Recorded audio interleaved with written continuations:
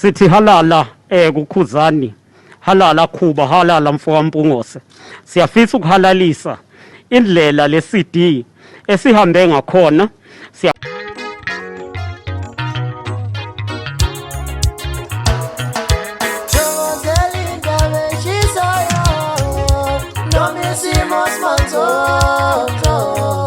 Sakubongelela phezu kwamukela umbukelo emakhaya kwesimanje ozolethela khona indaba zamaskandi ihamba phambili ifika ngesikhathi. Njengenjalo la ngihlale kuzo indaba zamaskandi eshisayo. Ezoqala zokuthi uKhuzani ingoma kade ekhiphile noma album kade ekhiphile ethi Sipowe Singafi.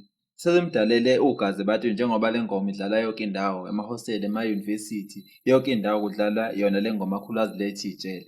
Yona-ke le ngoma futhi simdonsela amadlela ahlaza njengoba uPrima waKwaZulu-Natal ubaba uhlezi lala usephumile obala-ke wambiza uKhuzani wathi nje ubezimbizela ukuthi izomhlonipha njengoba ethi le ngoma le iyatrenda kukancane ukuthi umaskandi vele atrende kanje ko-YouTube abe ko-number 1 njengoba namanje isatrenda. Wasethi-ke uzomhlonipha sithi futhi le ngoma le ayigcini ngokutrenda kuphela uthe le ngoma le ingenile kubadeni futhi iyafundisa njengoba isho ukuthi umshado awulona ijele. Wathi ngempela umshado awulona ijele, abantu kumele bekwazi lokho ukuthi noma ushadile umshadiwe akulona ijele, akumele wenzise umuntu egameni lokuthi ushadiwe. Siyambongela uKhuzani ngokuthi akwazi ukuthi ahlonishwe uPrima. Akuyona-ke into encanele ukuthi uhlonishwe umuntu ophethe isifundazwe. Ukhombisa ngempela ukuthi cha le ngoma ikwazi ukungena kubantu. Kusenjalo-ke ichwane lendidana indodana kababa uMtshengiseni Gcwetha Swalala isiphumelo obala-ke naye yasho cha le ngoma le ingene ngempela kubantu. Yasho ngempela ukuthi ngeke umbangaze noma ukuthi le ngoma le ingawuhlukanisa unyaka. Kuzokhumbuleka ukuthi ukuvote le ngoma ezohlukanisa unyaka kuvaliwe ngoMsombuluko. Selinde imiphumela ukuthi baphi abazongena kule list le. Akehlane ezansi-ke lapho umbukeli sibongela uKhuzani ngokuthi ekwazi ukuthi ahlonishwe kanje ahlonishwe uPrima waKwaZulu-Natal. Sithi halala kuKhuzani, halala Khuba, halala Mfokampungose. Siyafisa ukuhalalisa indlela le CD esihambe ngakhona. Siyafuna ukubonga umculo wesintu uyithi futhi nathi siyiwo umculo wesintu. Sithi phambili nale ngoma siyasho sithi umshado awulona ijele, umshado awulona ijele. Siyabonga. Ngisenguye uKhuzani. uKhuzani uma ngazi abantu abaningi esikhathi engena lapha kuFacebook eshiya khona umbhalo omude impela owusiza abantu ngibabonile impela bebhala ukuthi cha lento le esho uKhuzani ibaphatha kabi. Njengoba uKhuzani uphumela obala ukuthi kahle kahle la emculweni umaskandi ubone ngani abaculi. Wathi le ngoma le ethi ijele ivimbezele yonke ikala kodwa la emculweni akekho uphumela obala mvumo. Wathi usengabala ukuthi o-DJ abadumile abangabala khona o-Black Coffee, o-Happy Girl nabanye abaningi uthe sebephumile obala bayivuma le ngoma le. Uthi kodwa akazi ukuthi kubambephi kubacula umaskandi njengoba esho ukuthi kodwa babhizi bafunza abanye abantu ingoma engazange ibhale ngisho ephepheni lamazambane. Kuzokhumbuleka ukuthi abanye abaculi engabala khona uMroza noTencane baphumile obala bathi bona baxhasa uMenzi. Khona uMenzi ukhipha ingoma ehambisana khona neNdoni, ingoma emnandi ethi uma ngibona umuntu wami ngikhumbula umuntu wami. Le ngoma-ke yangena kubantu kodwa uKhuzani uthi abantu bayafunzwa le ngoma le uthi akuqale nini abaculi le ngoma kade yaphuma kodwa khane beyisho manje ukuthi imnandi. Khane benza amavidiyo ukuthi kade behlaleleni bengawenzi amavidiyo all along. Uyasho ukuthi oqala uMroza ngesikhathi ehlukanisa unyaka owakwazi ukuthi enze ipromo encanca abantu ukuthi bemvotele nangempela wawina. Kodwa ukuthi kuyamxaka-ke manje uma ukuthi uMroza usenza kanje usekwazi ukuthi efunze abantu omunye umculo ekubeni azi ukuthi ngesikhathi enqumula unyaka naye uKhuzani wasifaka isandla. Wathi futhi useza kuTencane uthi uTencane naye last year siyakhumbula impela khona ividiyo ayenza uKhuzani lapho ayicula khona ingoma yakhe uTencane. Wasesho ukuthi ngempela abalandeli abavotela uTencane ukuze siphamise igama lamabhinqa nangempela-ke wagcine ewinile uTencane. Uyasho ukuthi yena akayena umuntu kahle kahle ethi mayisiza umuntu kodwa masema ngaye ethi ngamsiza busephumelele. Uthi kodwa abantu kumele bekwazi lokho njengoba manje ngathi abantu sebedlala ngamageja bayadlalisana shuthi bayakhohlisana. Ubesesho ukuthi ngempela uTencane waze kwenza ividiyo ngempela futhi wazomphenyela nesikhundla ukuthi ethole i-interview ka-SABC2 wathi khona noma kunjalo kodwa uthi encane siyakwazi ukuthi manje amjikele afune ukuthi aphushe enye ingoma engaziwa ndawo.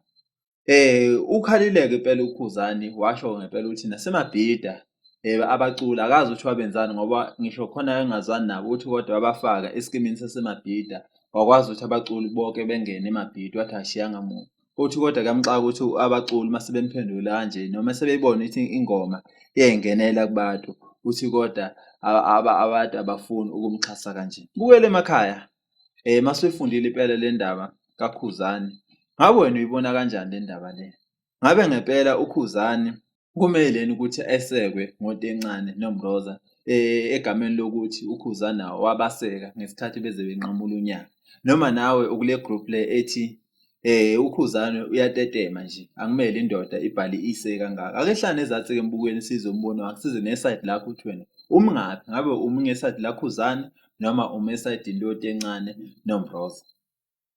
Kusenjalo-ke futhi igciwame silifake zonke enyameni. Emva kokuthi-ke lezi ndaba kade ngizisho ukuthi uKhuzani ebhale iseyi libe selisho-ke igciwame ukuthi lona lindoda emadodeni lathi alokhu libhala ama-iseyi amade lalokhu libalisa lathi lona kade lasele libambelwa imihlangano engaphansi kwamatafula befuna ukuthi beketule lona, wathi kodwa azange liketuke namanje. Wasethi indoda uyibona isibhala amalokhu ama-iseyi amade la. Wasethi futhi umbize khona ngoSwelizinyo, sazi ukuthi uSwelizinyo suke begadla yena uKhuzani. Bese esho ukuthi uSwelizinyo lo ubulala uMaskandi ngempilo engamanga nokuncetheza. Wasesho ngempela wathi uKhuzani isitayela sakhe nje la emculweni uyanyanyiswa, wathi ngisho esehleka kodwa nje unesidina. Ubese esho-ke futhi ethi uKhuzani uphila ngalo igcwame elisha. Wathi uma ukuthi uKhuzani akasalithuki igcwame elisha wathi uzobhubha njengoba egqamile manje ugqamise ukuthi ugadlana nalo igcwame elisha. Wasethi ngempela uselinde ukuthi i-top 10 iphume mase eyabagila labantu laba athi bambambela imihlangano ngaphansi kwamatafula. Mbukele emakhaya ngokubona kwakho lephi phakathi kwaKhuzani negcwame elisha? Ngokubona kwakho ngabe isawubuye iphele njengoba igcwame elisha lasho ukuthi selikhohliwe lona ngoKhuzani, wathi ngeke ephinde emgadla. Kodwa kuyathusa uma sebonakala futhi segadla manje njengoba ezegcine sembiza ngezibi. Kushilo ukuthi ngempela uKhuzani uyizibi kodwa uvuswa ngokuthi ugadlana naye. Ake hlala nezansi-ke sizombona ukuthi lephi ngempela ngabe isawubuye iphele yini. Kanti ezinye futhi indaba engophathe zona ezokuthi uyakhumbula ukuthi unyaka ondlule unyaka sayizonqamula ngomanje, into engazange yenzeke-ke lokho. Emva kokuthi wayekhona ubaba oyibiza ngokuthi ubaba uNdlovu noma Owen Ndlovu, uyena ubaba wayemise i-top 10 esho ngempela ukuthi cha ngeke kwenzeke ukuthi i-top 10 idlale. Nangempela yagcina ingadlalwanga ngokunqamulwa konyaka noma nge-New Year's Eve ngomhla ka-1 January, yazadlalwa ngempela ngomanje. Nakulo nyaka usebuye wenza i-live video lapho bechaza khona ukuthi ngempela ukhozi njengoba zivota thina sesivotile nasemakhaya sebevotile abantu, wathi zivotela ubala njengoba le top 10 ngeke ibe bikho. Wathi yena uzobuyela futhi enkantolo eyobatshela ukuthi lezi zivumelwano ukhozi lalithembise ngayo ukuthi bazokhuluma ngasese, wathi azenzekanga. Wase i-top 10 ngeke ibe bikho, uzoyimisa futhi. Bukele emakhaya ngabe wena uyizwa kanjani le ndaba le njengoba usuvotile futhi isazophuma i-top 10 isazovota futhi imali yakho? Ngabe wena uzovotani njengoba esho ngempela ubaba uNdlovu ukuthi cha i-top 10 ayikho futhi nakulo nyaka njengoba esamile ukuthi umqondo wakhe le kumele ngabe ukhozi liyamnxephezela noma limnike imali. Wayebize-ke imali enkulu kabi elinganisela la kuma-million, imali enkulu. Bukele emakhaya kwesimanje izona indaba bethe ngaqoqela zona esikhathini samanje. Ake hlangane futhi ngokuzayo till next time. Siyabonga. As I'm sitting to you now, 10 o'clock this morning, I had a meeting with my lawyers about a new team, powerful than the one that we won last year. So we're ready to fight for the artists, but there's no need, it's not necessary. Because if we say we are all for artists, why then are they stopping me to contribute in making sure that artists win? Number one. Number two, those that are telling you that they will be playing the song of the year on the 31st of December this year, they are just deceiving you. Because when I stopped the song of the year, I didn't just come on this platform and say I'm going to stop it. It was stopped by the judge in court.